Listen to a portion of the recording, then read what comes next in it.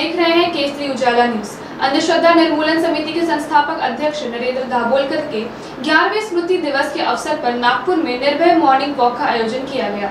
ये निर्भीक सुबह की सैर 0 माइल से संविधान चौक तक गई। नरेंद्र दाभोलकर की हत्या को 11 साल हो गए हैं, लेकिन अब तक इसके पीछे का मास्टरमाइंड पकड़ा नहीं गया।